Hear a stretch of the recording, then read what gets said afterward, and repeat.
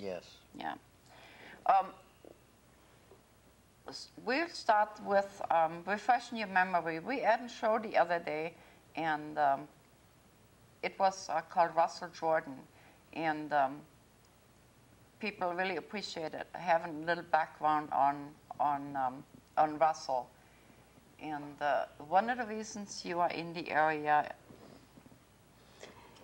It was because of the sentencing, the court sentencing in San Jose, California.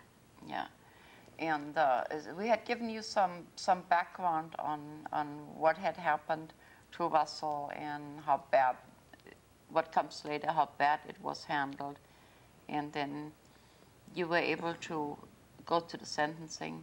Yes, and my wife, Christy, and my daughter, Cynthia, and myself were able to make the family's viewpoints on the matter known. Also, we read a letter from my son, who's in Switzerland, to the judge. Now, I went to the briefs here, and there were a whole lot of other people that gave, that submitted comments. These were from printed sources. Printed sources, okay. Now, to refresh your memory, Russell Jordan was murdered in 1982. Yes. It was a long time before people finally agreed that he was not a runaway. That's right. He was in the process of disclosing marijuana to the authorities. Yes. Correct. In large amounts in Simi Valley, was that right? No, in Santa Cruz County. Santa Cruz County. And in Santa Clara County.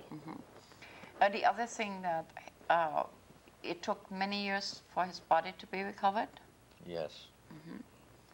And then just as you told your story to Dateline, they put a gag order on him, didn't they? Yes. So would you kind of give us an overview of the sentence hearing, because that didn't exactly go the way you expected, did you? I'm not ignoring you. No, that's fine. Go ahead. Cool. Oh, absolutely.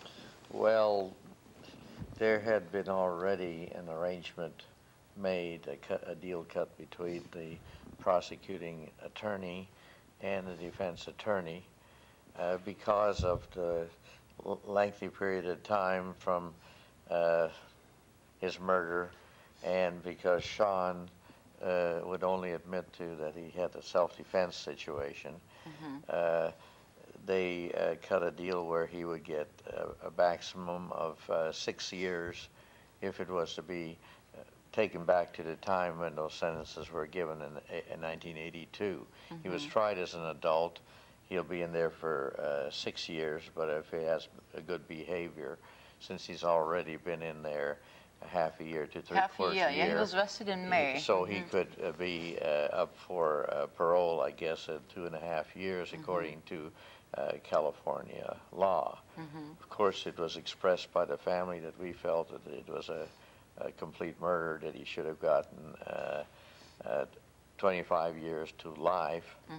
And my daughter pleaded with the judge that he get the maximum of 6 years with no probation and so on. And my son, in a very detailed letter, was able to show that from the past hearings that Sean Vivek was involved with, that he was able to show that Sean Vivek was telling nothing but fibs. So basically, of course, since I guess the hearing was a technicality, allowing the family to express their displeasure with the sentencing. And while I was up there speaking, incidentally, Sean Vivek's brother and his dad were sitting on the side of me, and Mr. Bowman, the prosecutor, had to shut him up twice because they were trying to more or less unnerve me and so on. And then right after the hearing, he went to the newspapers and it made it look from the newspapers like he was up there saying things which he never did. He never did appear before the judge and make any statements, but to the papers, he went ahead and said that anything that I said, and my wife said, that we were had great imaginations. Yeah. Now, Barbara, we've done things together a long time. How many years would you say? Oh, almost 10. Almost 10, yeah. On a 1 to 10, how would you rate the accuracy of our profiling jobs? Oh, 10. From 1 to 10? Absolutely, yeah. Yeah. Very accurate. Yeah, and so I had, when I came to Missouri early in the year, I was the profiler on record. And we appreciated that because you brought forth some things that proved themselves out when we went to Los Gatos, spoke with the police just this month, and they told us things that coincided with what you told us. They even showed us the site. Oh, really? And so on. And if one of the newspapers comes out and says that there was not any site or so on. But actually, we got to see the site, and it was near this large body of water that you were talking about. And not all of the stories seem to bear out, but even Mr. Bowman, the prosecutor, and the policeman, the detective, Morgan. Tim Morgan, both of them expressed that they did not believe Sean Weaving's obviously flawed story. Now, where I was going with that is by establishing all of this, is so we really, at least the three of us, know the severity of what had really happened there. And so I can understand that you're not as happy as you could have been with the verdict. However, you know, we had a lot of families here doing the murder that didn't get just what they felt justice also. So what do you say to a parent that things don't come out even? What would you say to them? How do you overcome that? Am I saying that right? We have a picture of Russell somewhere. I don't know where I put it because I didn't bring one in here. Just to refresh your memory. So what would you say to see? I can identify with what you're feeling. Well, I would say that there is partial closure. I guess in the next life, maybe there'll be true justice. Some punishment is better than none. If he gets at least 6 years, it'll give him something to think about. But like I say, he had a very violent past. He had, before the murder of Russell and so on, he had actually cut the brake lines of his friend's babysitter. His first wife that he had domestic quarrels and beat her up and so on. He was at a location carrying a firearm where it was loaded in a public place, which was against the law. Yeah. So the man obviously has a troubled past. A troubled past, and I don't know if they can, what do you call it, rehabilitate him in 6 years in jail. Yeah, people here behind us, that's Russell. And we just had the show with him where we had the merry-go-round all through the show, and, you know, that meant something to you.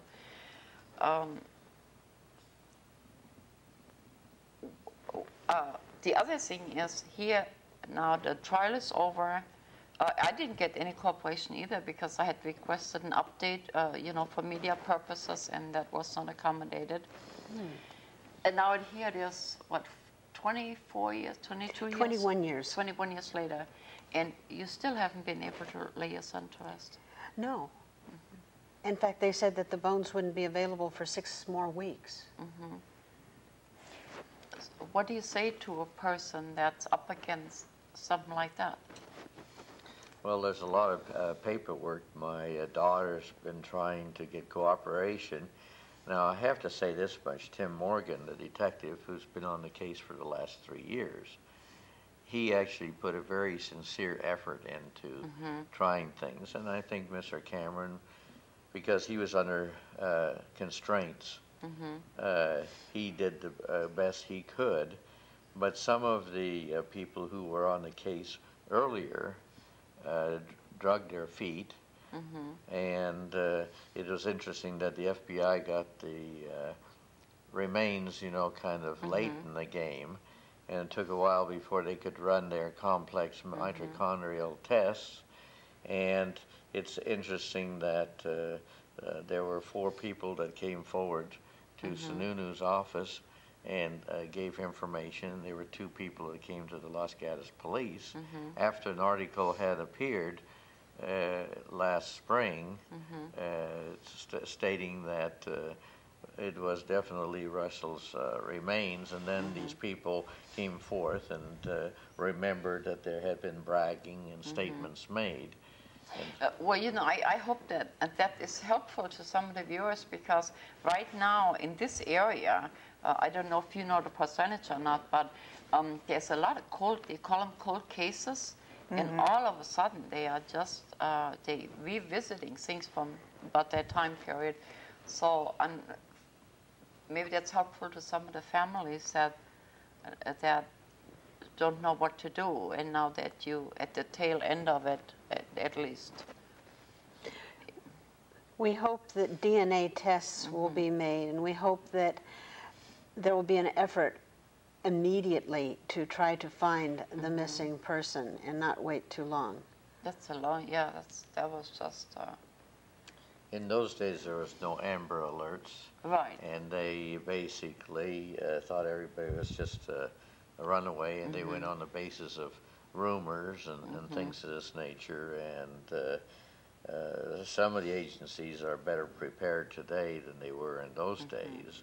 But then also in those days, there was corruption in some of the law enforcement agencies, and they covered up things because they were involved in things. Well, you know, the thing is where, I got a beep. Oh, but that's my phone. Oh, that's your phone? Well, we thought we had a ghost. Now, see, the thing is here where you have, I lost my thought here. But the point I was trying to make, you would have thought there would have been more investigative, so to speak, because he was actually the second person disappearing within the same storyline. That's right. Yeah, so. Yeah, there was a person who we told on the other program, that had actually been involved in finding that there had been drugs grown in the Santa Cruz Mountains. He had a girlfriend, and he basically, all of a sudden, after he reported that he had found things, he disappeared, and the authorities did not want to pay any attention. Yeah. Well, I'm just really glad that, and then the day you came to town, just by coincidence, the show aired, and so that was. And think of that, we taped that a long time ago, and then for you to arrive a day before the show aired, so we had a lot of background help with that. Now, is there anything I left out? Is there anything that I left out that needs to be said here? And then. Well, what's interesting is that the individual who first, to the Los Gatos Police Department, mentioned that there was an accomplice that helped bury the body. And of course, his accomplice was later on located. He said that he did it sometime after the actual killing, which is, of course, not necessarily believed by the police agencies. But anyhow, he did get not to be prosecuted as an accomplice after all these years, was able to finger the prime suspect who was living here in Oregon. But it's kind of interesting that the person that helped bury the body, his father had worked for Sean Vivek's father at one time, so they had involvement with each other. And it's interesting that there's a lot of drugs that were at one time grown in the Santa Cruz Mountains, but now it's a very interesting thing has come out to us is that one of the biggest areas for growing drugs presently is Eureka, California, in the northern area of California. And that's where they both live And now. right now, it so happens that Mr. Clark Vivek, you know, Anything has to be alleged here now. yeah, Alleged, yes. Alleged. it's alleged. Yes. He is actually does live in Eureka, and also it's interesting that the other individual, you know what I mean, that I'm talking about, and his son, you know, the one that worked for him, and the son that had been involved with the burial, they're living in Eureka. Yeah, and then back to the when we made mention that we had looked at that. So even if Mr. Vivek had not turned himself in per se, what we was looking at as profilers, we went right to their front door anyway. So it was just a matter of time now. On the other hand, had that happened and they would have had to actively seek him out, then the sentencing might have been a little different. I thought about that. What do you think? Oh, yeah, I believe so. But if they had to go find him, Yeah, he would have got Yeah, more, probably, of a sentence. but at least we can try to, send love and light to Russell and. I feel very sorry for other people who may have been going through the same kind of thing as we have, because particularly for 21 years to go through the agony and the concerns when something doesn't have any resolution, and particularly when in your heart you have an idea of what happened and it's not confirmed and there's no closure. And so I hope for other people in circumstances like this that they keep their sanity and they hang in there. Yes, yeah. Yeah. I would like to make a comment that, it's too bad that Russell did not have a normal life. Yeah, I was just looking at that in And here. that he could have, if he would have had a normal life, we would have been able to enjoy him doing activities of family. He could have associated with his brothers and sisters. He could have maybe gone to college, gotten married. We could have enjoyed grandchildren from him and things of this nature. So it's a big adjustment, and I'm sure that other families go through the same thing now. There's many high-profile cases. Yeah, like at this time, yeah, they are.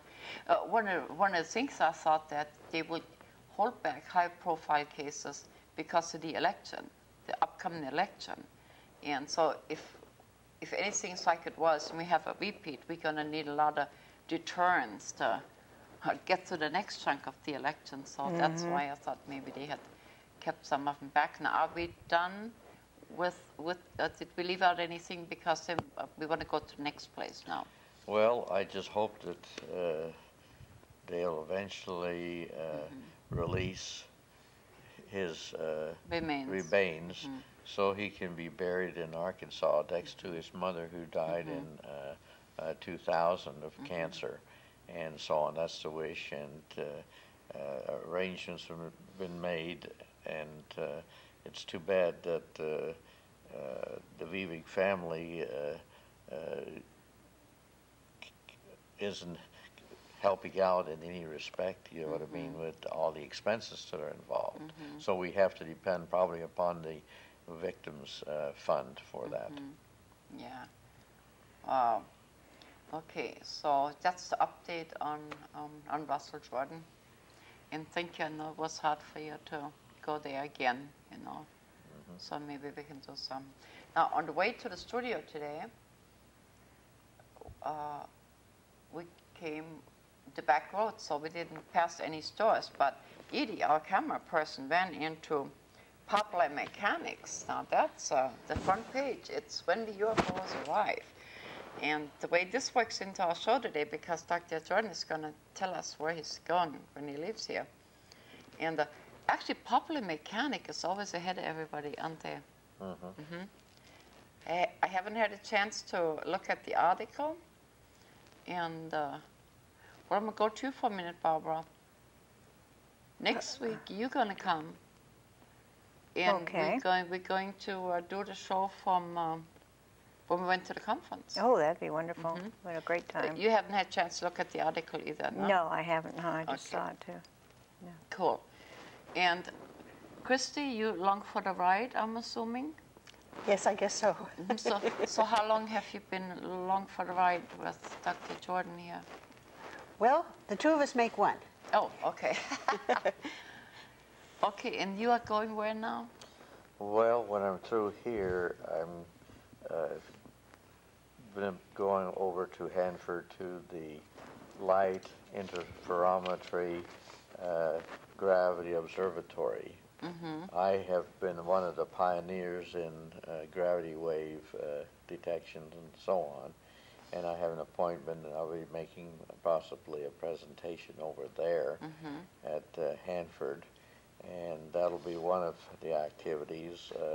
Also, while I'm at Hanford, we have a process that Dr. Fox and some of his associates developed in Utah and so on, which is a means of taking heavy isotopes and transmuting them into other things, and that will reduce radioactivity.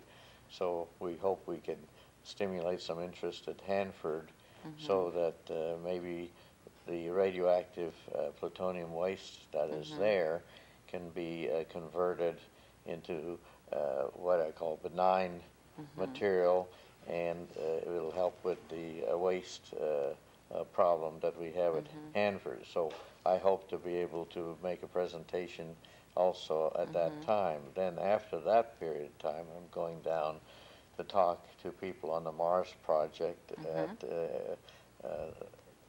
Moffett Field and NASA Ames, and then I'll be going down to make a presentation at Caltech, and then at JPL I'll be talking about to people about near-Earth objects. It could be a threat, let's say like asteroids or comets that could hit the Earth, and what defenses we would have against that. And then also I'll be talking about a very interesting program is we went out, NASA did, and they captured some part of a comet, and they're going to bring it back. I'm going to interrupt you here because I want to go into details about. I was just trying to kind of lead up to that a little bit. I'm going to interrupt you. I'll bring you right back to your thought. And then somewhere along the line, you get to go to Laughlin. Yes, we do, to the UFO conference. Yes, and we get to have your tapes, and that we get to let people have an opportunity to get them. We wish you could be there and that you could be speaking, but your film's going to be shown there. The film's going to show, and that's the Spooklight one, and I've actually seen, it's just like the Academy Awards, and they told the story, the statue is about that large, and they told the story that after 9/11, someone won one, and they had to open their bag because it looks just like the Oscar.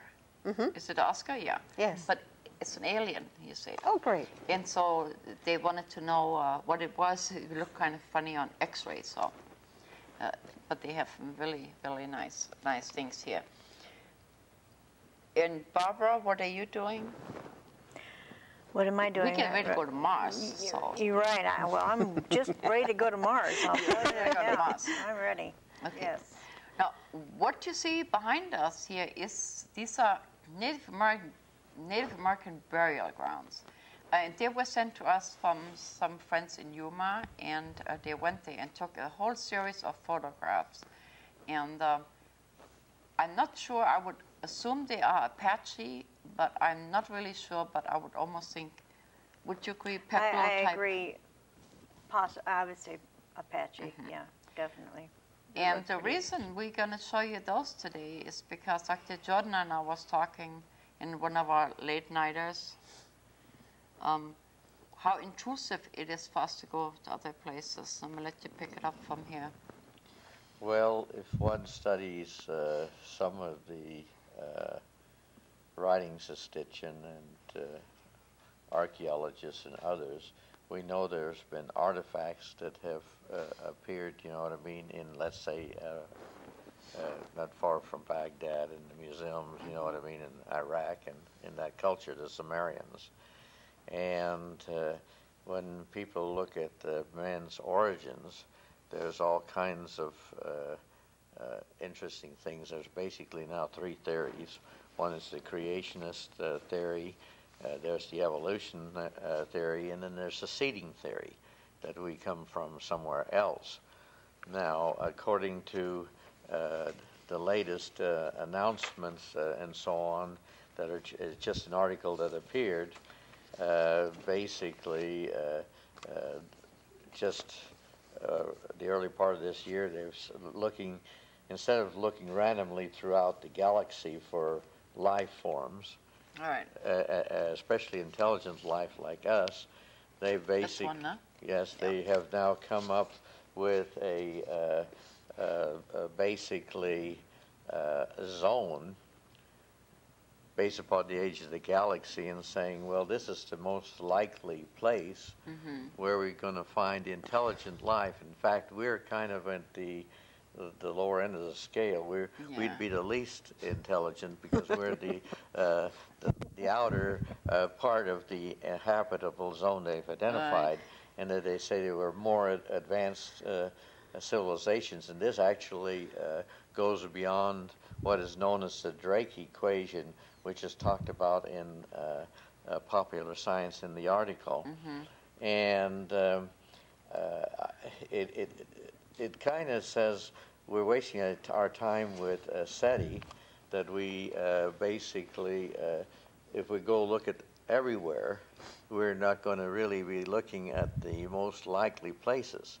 We've identified what is more likely the place where we should concentrate our efforts. So they're coming forward, you know, with that information, which is kind of opportune. It is, yeah. I'm going to cut in here.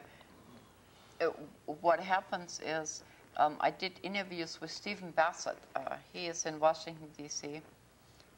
He's in Washington, D.C., and I interviewed him in February 2003, about the same time I met you.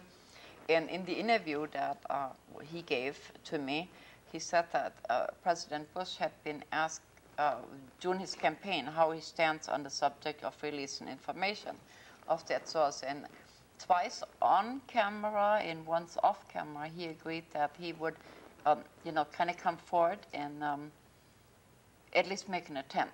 Well, here it is 4 years later. In the meantime, we had 2 wars and a lot of other things. And so do you think this going to Mars and all of this, and we'll get back to Mars in a minute, do you think that's an attempt to maybe fulfill that campaign promise? Anybody? I don't think it's an attempt to fulfill the campaign promise. I think what it is so that the Americans can save face on the long run. That's interesting. And basically, there's more to the space program than what is given out to the public. And there's a lot more the government knows about extraterrestrials, things of this nature. That's why articles like the one you mentioned are coming forth. And even NASA does not know a fraction of what the military people know. And what they have on this article, Popular Mechanics, is they're saying what would happen if aliens came down, how would we greet them, and so on. Well, there's been a contingency plan, which I've read, which was written by Cecil B. DeMille and Don Mansell. And that contingency plan tells basically, you know what I mean, how the government is supposed to handle such an event, and it's been around ever since Truman and Eisenhower's days. So basically they know exactly what they want to do if such an event should ever occur. And getting back to what I was saying about Stitchen and so on, there's things which there's always a lot of truth in legends and myths, at least some truth. And the thing that is interesting is that it's a known fact, and it's not a theory, that in the Libyan desert and in India, they have found radioactive material, glass, which is the same kind of glass that you find when there is an atomic explosion. And it's different in tektites and so on. And the only way it can be formed, it's not formed by lasers because it wouldn't be radioactive. And Dr. Gibbons had been in Jaipur and India and had observed this type of thing. And I've been in... Just a minute. Now, Dr. Gibbons, to refresh your memory, Dr. Gibbons is the director of the Museum of the Unexplained. And he, at that time, told us that he was a biological officer for the militaries. He was a medical officer. Medical yes. officer. Okay, so that's why that name's familiar to you. And he got his doctor's degree in India, and he was able to visit places in India.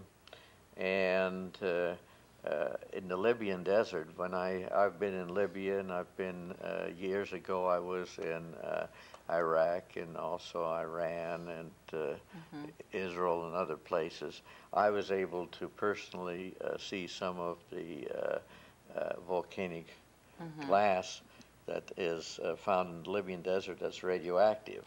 And I see the same kind of material at the atomic test site after they've let off atom bombs. So what I'm saying is that the legends about India and Atlantis and things about that there was technology pre-flood days, you know. We know then that there's probably was technology that not only nuclear technology, but also that they were able probably to visit Mars and other planets. That what I'm leading up to. Yeah, I know. I'm gonna quit here for a minute. Now, the BBC had some footage of Mars where it showed the Mars landing in 1952. Now, we couldn't get permission to show it to you, but we have. Have you seen it? No, I haven't seen that one. In 52? Mars landing in 1952. Oh, no, I didn't see You've that. seen it, and I've seen it. I think it was 62. 60, I'm 62. sorry. That's yeah, what I thought. I'm sorry, yeah. 1962. Now, Okay, that's we better. couldn't find the proper people to get permission to show it to you, but that is available. And so now I'm going to take you back to where you were. So it's not how we're going to do work. The fact is when we revisit.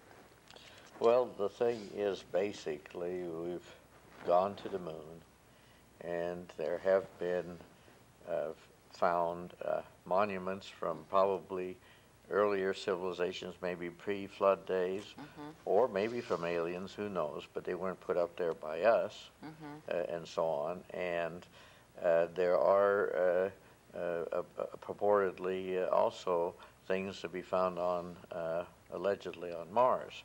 And so I'm saying is I don't think the public should be upset. Like the government, some people in the government who want to control everything think that the public is going to go nuts or something, that we're going to have some revolt if they find out that, you know, that there have been more advanced civilizations, or that there have been aliens or people that have been there before.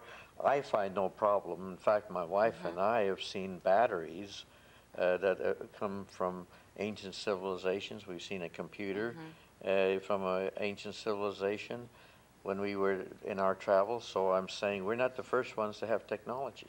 Okay. Now, Barbara, I haven't gotten to air Valerie Ufanov's interview yet. We're still working on it, and I apologize for being so late. Now, you saw some Valerie Ufanov's work. Oh, yes. Very interesting. Off the top of your head, Do you remember enough to make a comment about the installation in Siberia? The one from the planet behind the sun? Right. Yes. And yeah. we're going to show you that in detail Well, here he in a said few it's in, weeks. there's one in Siberia, also Siberia and one one, he couldn't say. well, he's kind of intimated it was around Easter Island someplace. Yeah, but he's smart. And then when he another said one in the that. desert Yeah. someplace else. Someplace else. He wouldn't tell us, but I guess they have Yeah. 3 installations, Yeah. supposedly. And so what I find interesting, if it's, I mean, a documented case with some of the other governments that, you know, not only have they been here, they put installations on our planet to kind of save us from ourselves.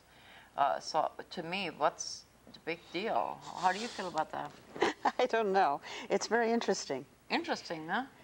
Well, they're always, well, they just don't give us enough credit. I mean, you know, they may use us as sheep, but that's not what we are. You know, we have some intelligence. Like David, I could say Baha, Baha, Baha. Exactly. Yeah, he was talking about. I know what he said. He said that there was a group of cows, and every once in a while, a couple of them would leave, and somebody would say, well, where did they go? And they said, well, they're going on holiday. And then finally somebody said, hey, they're not going on holiday. There's a slaughterhouse down here. And he said, they wouldn't do that. Yeah. And then he said, and here come the sheep. And then they said, Baha, Baha. I hope people in this world aren't that like that. Well, Pretty close. You know, pretty close, yeah. well, don't you think the people that are in power use us that way? They use our energy by using our money Yeah, to do whatever they want to do with, and we don't really get any say-so yeah. because we don't know half of what they're doing, which is Yeah. really bad. Yeah, so I think since we're so fortunate to have Dr. Jordan in the studio that I never thought I would be able to do. And you went to the Flight Museum already, the Olympic Flight Museum. Yes. And it was interesting, the information that I shared with Yeah, the he person left that, a lot of information there, yeah. it's kind of interesting that little place where we come from, Willow Springs, we just had, you know, at Kitty Hawk, you know, the anniversary, you know, of Yes. the first flight. I was going to cover that in next week's show. Well, okay, we'll get And to we'll it. go into detail on that on next week's show, but where I was going with this was that we're just so fortunate that we have you in the studio, because originally we was going to do something totally different. You know, then I had other challenges. But since you're here and you probably won't get here very often, we're going to give you the floor so you can go, now you can go where you want to. And we have, maybe 10 minutes for that. Because we can come back next week, Oh, you yeah, know. absolutely, yeah. Well, what's interesting is that I've given you an article which you're going to share with the museum and so on, but they were, in many respects, exact duplicates made of the original Wright flyer. But that's next week's show. That's next We week's want to show. go back to Mars. Oh, I want to go back to We Mars. want to go Okay. to Mars, or we want Okay. some of your places, because we can do the Wright brothers and not Well, them. what's interesting is I raise a question is there's been so many attempts supposedly to get to Mars, and then, you know, they always have excuses and saying we've lost, you know what I mean, the probe, or didn't get there, and that they happen to have trouble getting signals and things of this nature. It makes one wonder. Sure, it's very complicated to get there, but actually probably there is more to the story. There's a lot of questions that can be raised about, you know, why all the interest in Mars is one question. Number two is with the interest in Mars, there's been so many millions of dollars spent to get there with different probes, and why are these all these reported failures? Like, for instance, the Beagle 2 you know, there's a lot of money that was spent on that, you know, by the European agency. And it was launched from Kazakhstan, from the Russians, and they supposedly lost a Beagle too. And now they had the Spirit, and the Spirit, you know, sure, early part of the year it landed successfully, it deployed, and now they're having problems where it gave some gobbledygook. Now they say they're still working the problem, and they think it's overloaded from the last report that I got, that it's overloaded, and they think they can address the problem, and I hope they do.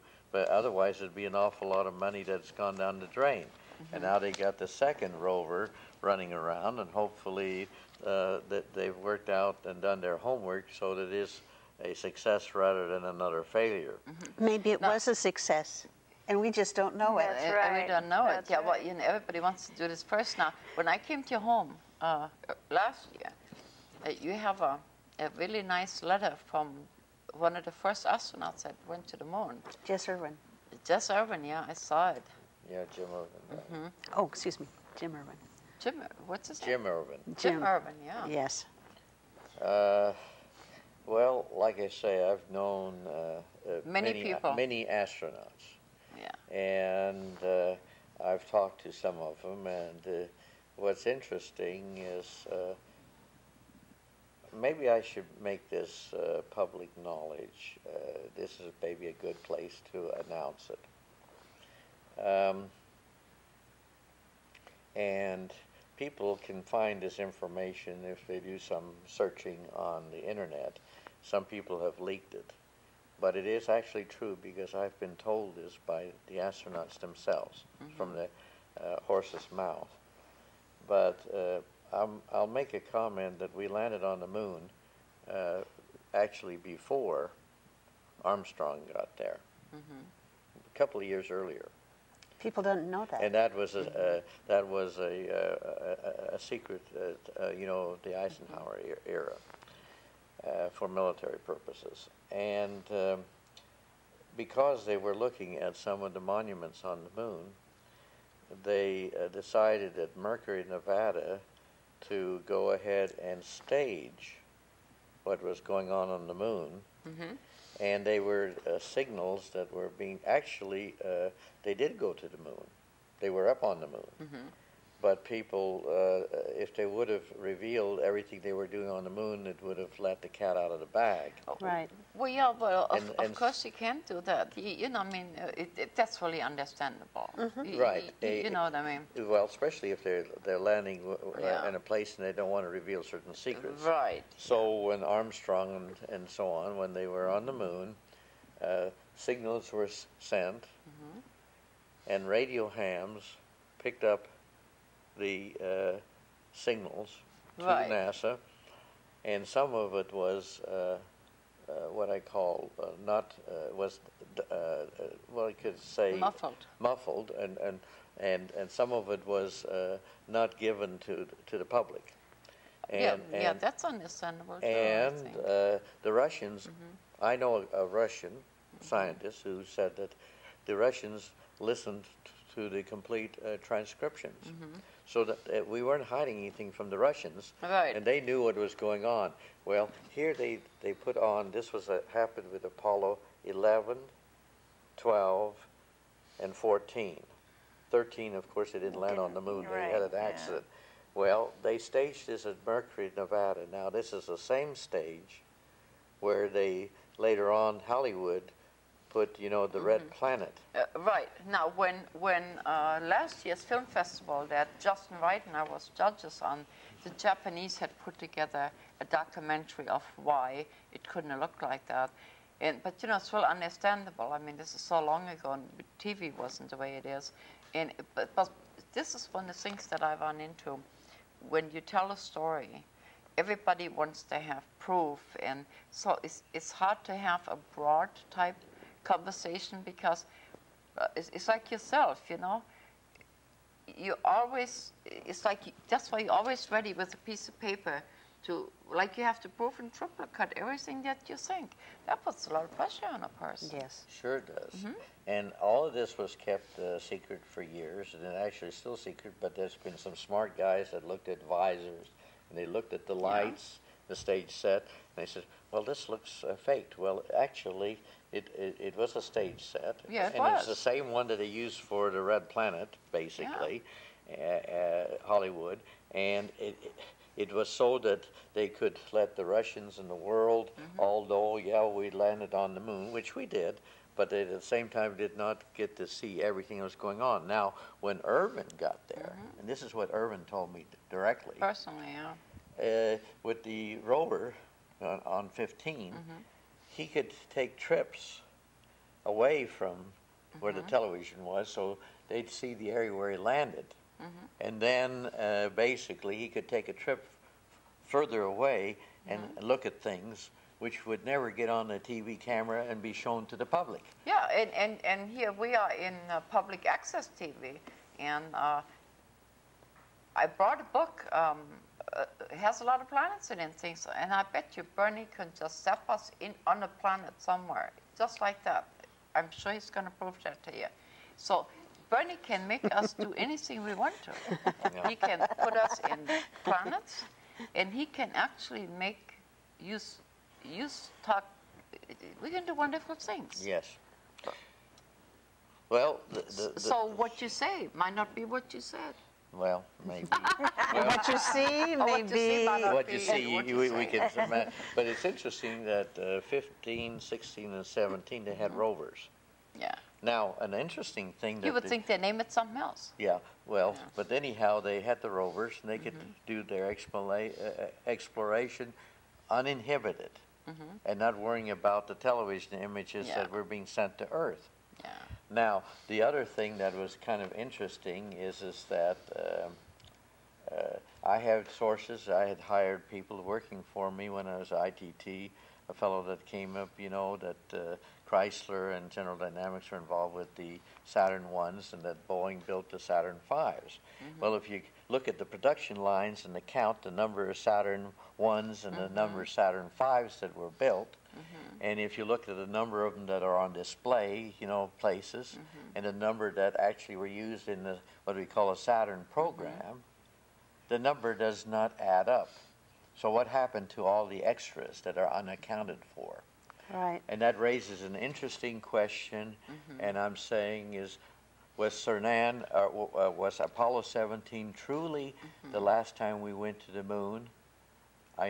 That's a good question that I probably should ask, and maybe, like I say, President, because we crawl in bed with the Russians, maybe President Bush right now, in order to save face, you know what I mean, is doing going things. to Mars. Because right now, everybody wants to go to Mars. The Chinese want to go, the Japanese want to go, the Australians, Europeans. Well, okay. I'm going to go right down the line here in the short time that we have left. It's time for us to be the people of the planet Earth. How we do this in a very short time, because we're all going to get our turn. How are you going to put the people of the planet Earth together, and so we could be ready for first contact, or second or third? The question is, should we be afraid or should we welcome them? And we may find that just among ourselves we have the worst enemies that we could possibly have. So maybe we should be happily prepared for when they come. Oh, okay. I don't think we should be paranoid. You know, there was War of the Worlds, and everybody thinks that I think that if there are beings out there that are more advanced than we are that go around, I think they probably have gone beyond the war stage that we're in. We're kind of primitive. In fact, I don't know why they'd want to visit us because of our situation, Right. except they've seen us play around with atom bombs and other things.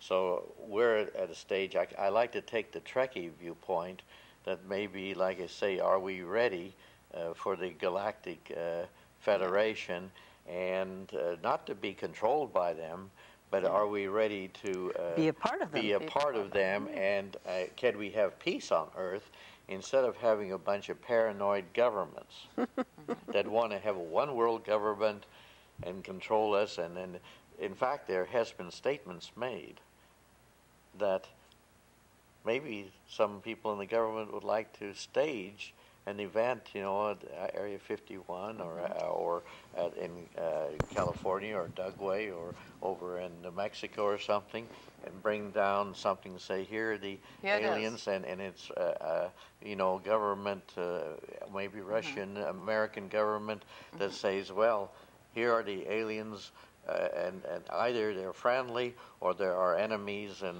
what are we going to do about it? Okay, it's your turn. Okay. Well, What are you going to do? what am I going to do?